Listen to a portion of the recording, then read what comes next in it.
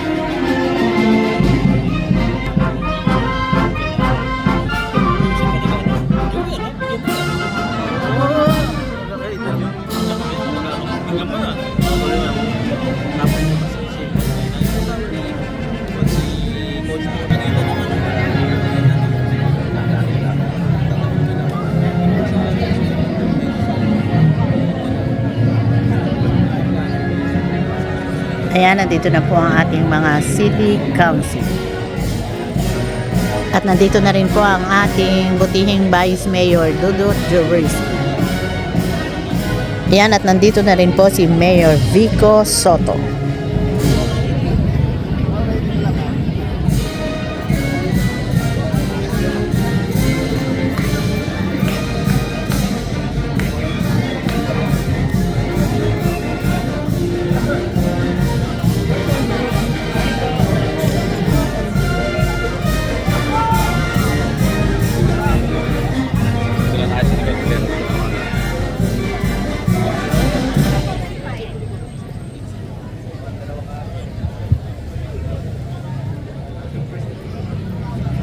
Magandang umaga po. Pinapaalam po ang pagdating ng ating punong lungsod, kagalang-galang Mayor Vico Soto at ang mga pumupuo sa ika-12 sangguniang panglungsod sa pangunguna ng ating Vice Mayor Dudut Jaworski Jr. Magandang umaga po sa inyong lahat, mga kapwa ko kawani at mga pinuno ng iba't ibang tanggapan. Bilang panimula ng ating maikling palatuntunan, atin po ito ng ating sarili sa dakilang lumikha para sa pag-aalay ng panalangin na pamumunuan ni Binibining Christine Calagin mula sa City Treasurer's Office.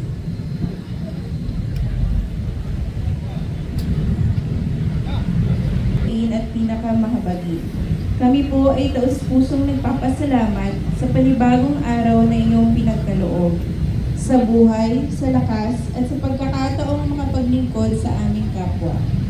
Naway ang bawat hakbang dalangin. Amen. Hinihiling namin nung marapo tayo sa ating watawat ng Pilipinas, ilagay natin ang ating kanang kamay sa kaliwang dibdib at awitin natin ng buong dangal ang lupang hinirang sa salong ng musika ng Pasig City Symphonic Band. Mga kababayan, ang pambansang awit ng Pilipinas.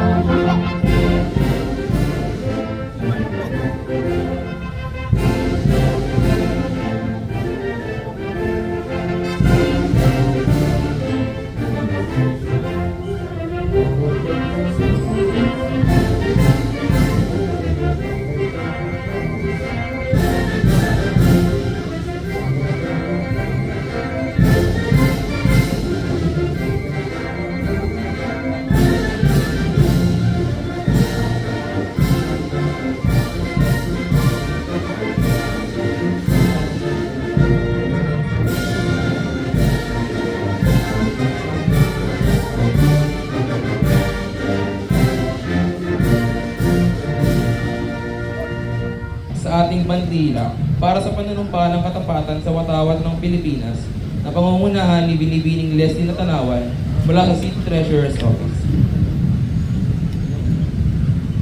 Itaas po natin ang ating kanang kamay para sa panunumpa sa watawat ng Pilipinas. Ako ay Pilipino. Buong katapatang nanunumpa sa watawat ng Pilipinas. Makatao, makakalikasan, at makabansa.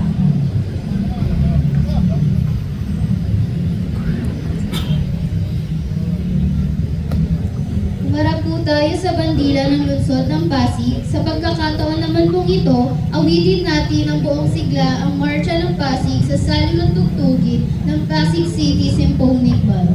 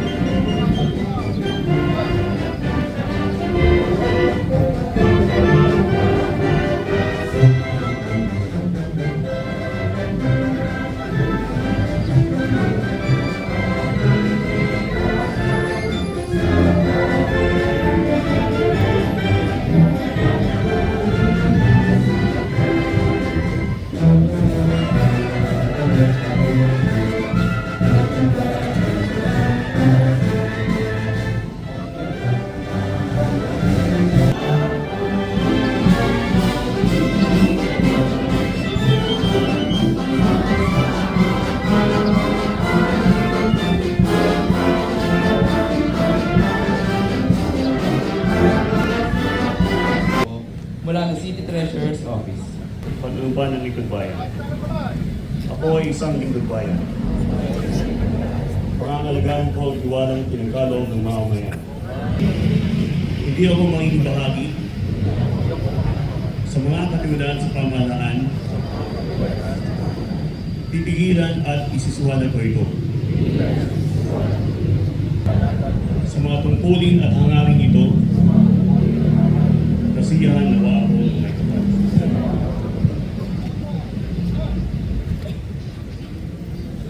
Naman po ay ginuguhitan natin ang mga sumusunod. Last week, Protection and Gender Fair Treatment of the Girl Child Week, Proclamation number 759, Series of 1996. And last Monday of March, Women with Disability Day, Proclamation number 744, Series of 2004. Para naman po sa ating Pasig City Lendel week-long activities, kahapon, Palm Sunday, Cultural Parade, 2026. Conception Cathedral, whole day started of 5 a.m. to 9 a.m. Easter Sunday, celebration of Christ's Resurrection at Crossing Road beside Plaza Rizal and Pasig City Museum. Ngayon po ay tinatawagan po sila Mr. Rafael Benedictian and Mr. John Palad for the awarding of praise for the Employee of the Month and on-the-spot awardee by the HRDO. Isang mapagpalang umaga po sa ating lahat. Ang Program on Awards and Incentives for Service Excellence o PRAISE ng pamahalaang lungsod ng Pasig ay patuloy sa nagbibigay pagkilala sa mga huwarang kawani na nagpapakita ng dedikasyon, profesionalismo at dekalidad na serbisyo publiko.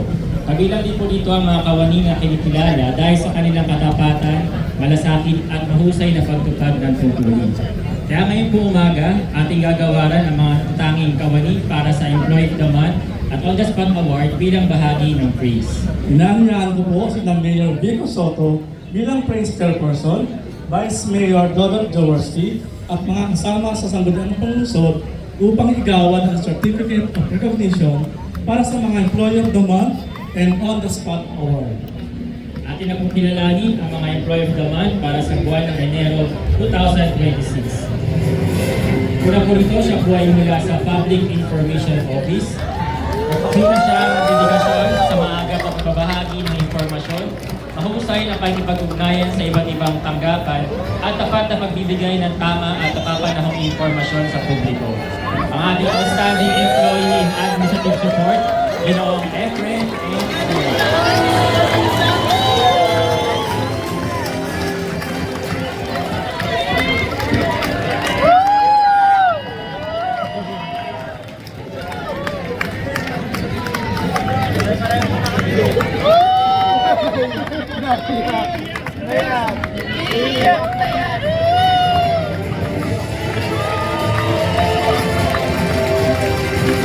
Mula naman sa Office of General Services, siya may katulad at pangangkas, natatak at umulo, professionalismo at pagdagdag sa pamamahala ng kanyang division.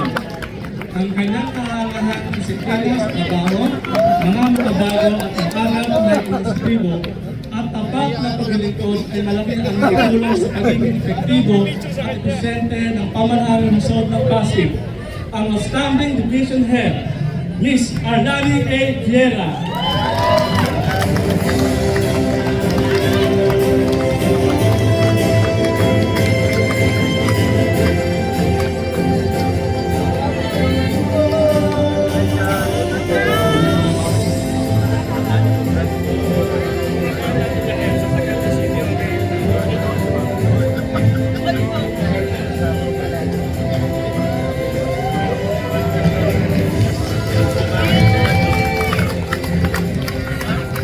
Para naman po sa ating On the Spot Award.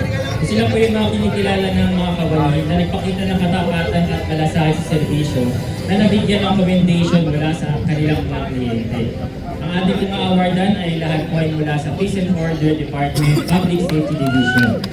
Ang ating kawani po ay nagsaoli ng 15,000 pesos cash noong December 16, 2025 na tagpuan po sa harapan ng Treasurer's Office dito po sa ating temporary Pasig City Hall. Dito po ang ating empleyado, si PSD Michelle R. Navarro.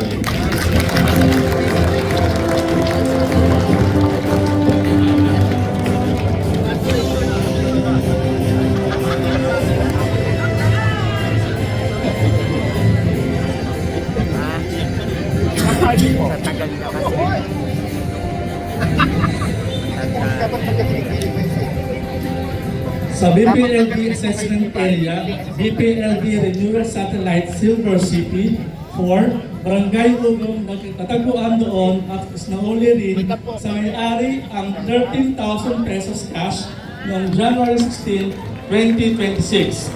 Siya ay si PSD Mark Jason F. Perdiz.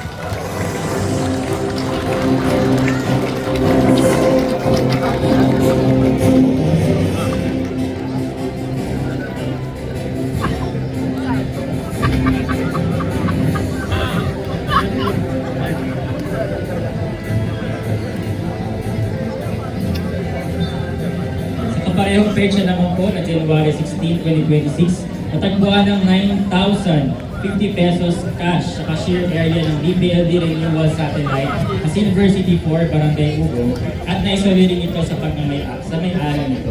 Ang ating on the spot awardee, si PSD Eduardo E. Concepcion.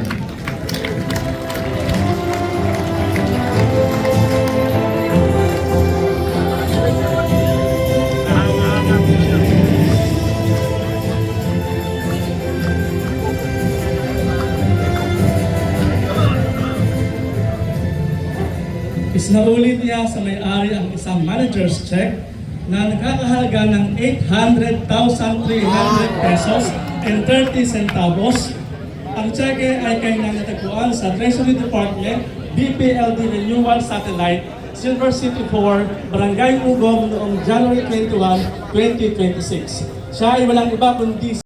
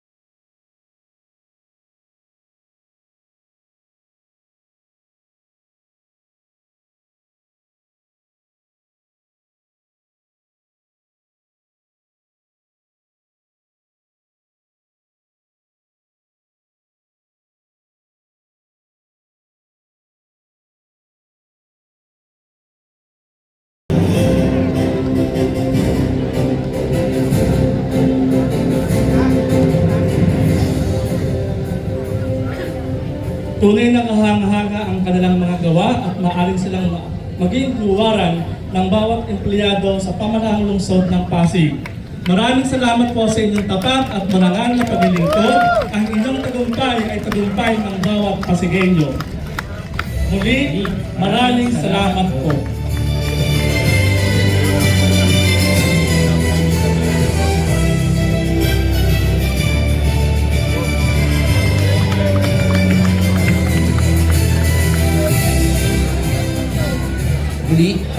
po natin ang mga nabigyan ng award ngayong umaga nito.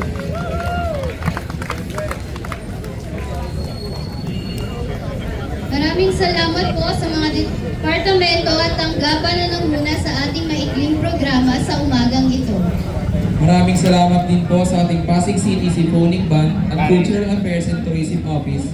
Ako po si Gian Andrew C. Reyes. Ako naman po si Carla Mia Yamson Mula sa City Treasurer's Office, kami ang naging guro sa palatuntunan ngayong umaga. Maraming salamat po.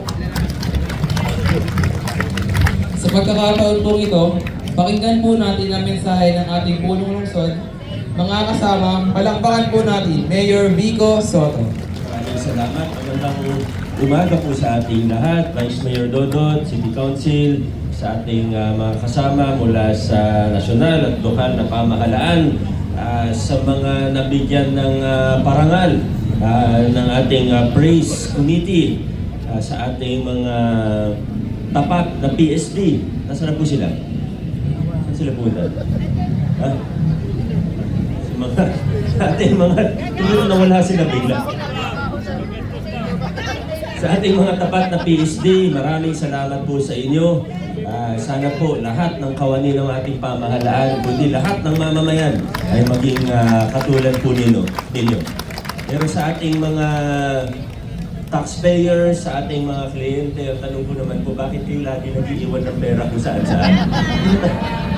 Araw-araw na lang eh. Buti na lang tapat yung mga PSD natin. Pero kung ito, pupunta ka sa City Hall, magbabayad ka ng 15,000, 13,000, o may manager's check kang awa, bulsahin mo muna, di ba? Huwag mo nang ilapag kung saan-saan. Hindi ko maintindihan. But anyway, salamat po sa ating mga nabigyan din ng yung employee of the month natin, kay Ma'am Lani. Ma'am Lani, congratulations po. Keep up the good work. Ano din naman sa buong OGS, sa totoo lang. At syempre, sa bida ngayong umaga,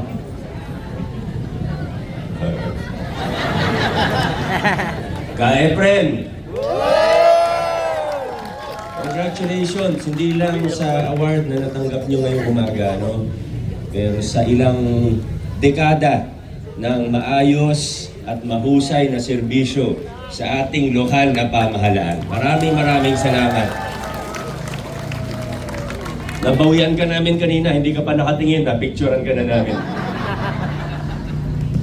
Sa ating mga kasama sa TODA, di ba pang mga riders, maraming salamat sa inyong tulong at kooperasyon, pati sa inyong pasensya. Yung sa TODA, yung listahan po ay nabubuo sa tulong ng Toro. Pag sinabmit po natin, depende rin kung sino yung mauuna. Pero yung sa ibang mga subsector, halimbawa po, delivery riders, TNVS, yung sa JODA, hindi rin naman, wala naman working list yan ang LGU. So, konting pasensya lang po. Kami naman po ay namamagitan din, ibig sabihin, sinusubukan natin makipag-ugnayan sa mga tamang ahensya, whether LTFRB, DOTR, or DSWD. Very responsive naman ang ating mga national government agencies. So dahil nga wala naman tayong mga working list nito, ay medyo mahirap po talaga. At hindi rin naman tayo yung nagdidesisyon o nagbubuo ng listahan na yan. Minsan nga, nagugulat na lang tayo sa pero maganda naman, nagko-cooperate naman ng LGU at responsive naman ang ating national government agencies na assigned po dito sa AIX para sa ating mga individuals in crisis situations dahil po sa pagtaas ng presyo ng langis. So syempre, una pong naapektuhan dyan yung mga riders, drivers, kaya sila po yung unang nabigyan ng subsidy ng nasyonal na pamahalaan. Tumutulong lang po ang inyong LGU. Isa pa akong sasabihin kanina na wala sa isip ko. Ano ba yung Consiraya? May gusto ka ba, Nons? May isa pa akong importanteng sasabihin eh. Ma'am Ruth, may gusto ka pa-announce? Sino ba may papa-announce saan? City Admin, may sasabihin ka? O basta kung ano man yung importanteng sasabihin ko. Tandaan nyo na lang. Mamaya, maalala ko din yan. I-post na lang natin. Maraming salamat sa inyong lahat. Magandang umaga sa inyong lahat. Si Kaya friend kasi, emotional ako eh. Salamat po. Adjourn na po tayo.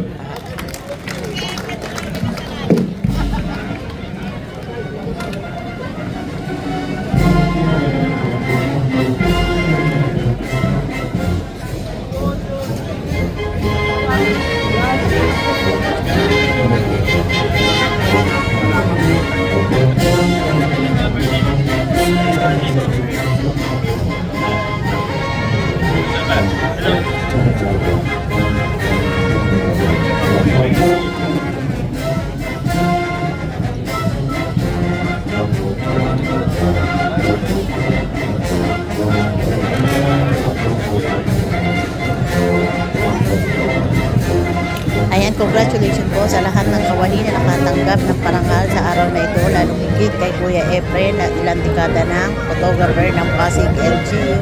Congratulations po sa inyong lahat.